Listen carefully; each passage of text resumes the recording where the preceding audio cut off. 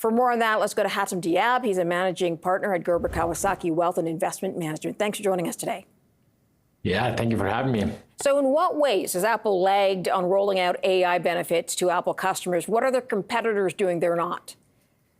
I mean, if anybody used Siri lately, it just doesn't work that well, right? Like we were promised all these Apple Intelligence features last year, and frankly, like Apple has not delivered, and they're just lagging massively behind Google and other players in the at least the AI space. And I think Apple's figuring out AI is probably the most consequential thing for them going forward, because if they do that, that would make sure that Apple devices will remain the most important piece of electronics in our lives, right? And that's kind of what the iPhone is today. But if they keep lagging at this really transformative technology, that's going to be very problematic. And today's WWDC keynote hasn't really shown us much new advancements either. So I think that's really the problem. Give me an idea of what some of the competitors offer as far as AI goes that you're not seeing Apple roll out. I mean, if you look at Gemini, for example, which is Google's AI features, or they have first of all, they have a standalone app that is very, very good with their own large language model that is really working well with their devices, right? And then two, you're seeing OpenAI, for example, with ChatGPT, which is kind of a must-have app that is doing a lot of work for people. If Apple is not able to provide those kind of services or resources to us, so I have to open an OpenAI, I have to go to OpenAI or ChatGPT, or I have to go to Gemini in order for me to basically use AI. So that's really the problem. Got it. So what announcement for AI did Apple introduce today? Anything? They've nothing really extraordinary. Like they re-highlighted their relationship with OpenAI and the fact that AI is going to be used, or at least Siri is going to work better. But there was really nothing that kind of jumped at me. So they did share they're going to have a new operating system. Was there anything wow about that? Not really, just massive. I mean, they have some Vision OS upgrades. I think the OS is going to look differently, but there was really nothing that Again, Apple needs to give us reasons to keep upgrading our phones and our iOS devices, right? Like that's the name of the game for Apple, right?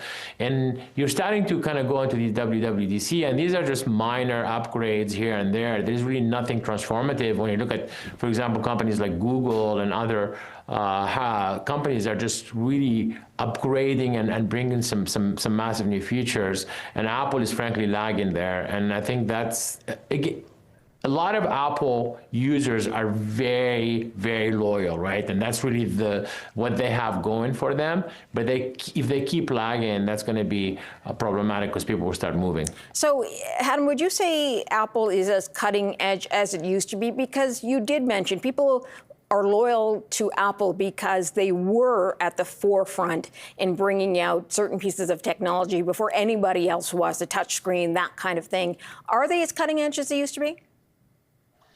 I think that's the big question, right? Like, is Apple now sitting on their laurels and just not innovating as much as they need to?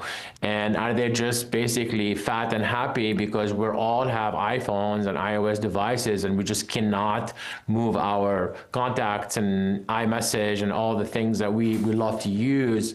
So as a result, they don't need to innovate as much. I would argue that, it's really hard to give up your iPhone. It really is.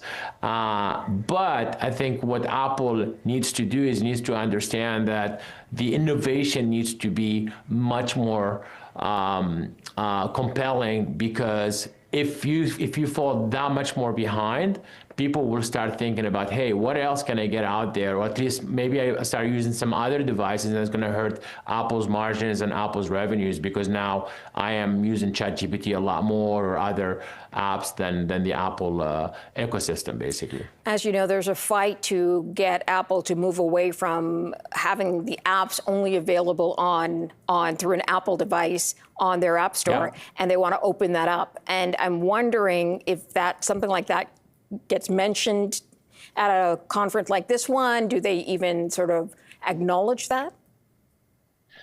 Well, I think this WWDC came into a time where there is a very lot of tensions with developers, right? I think what you're talking about is the fact that now you can sideload apps onto the into the Apple ecosystem and circumvent the 30% tax or fee that Apple charges you for using the App Store, right?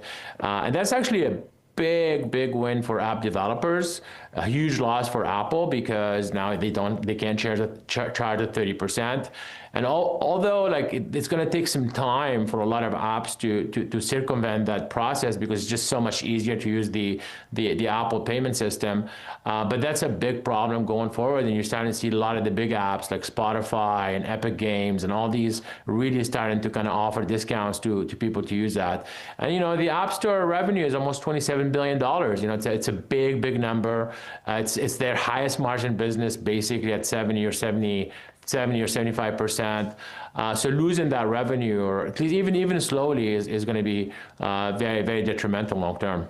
All right, Hatem, I've got to leave it there. Hatem Dhiab is managing partner at Gerber Kawasaki Wealth and Investment Management. Thanks for your time. Thank you.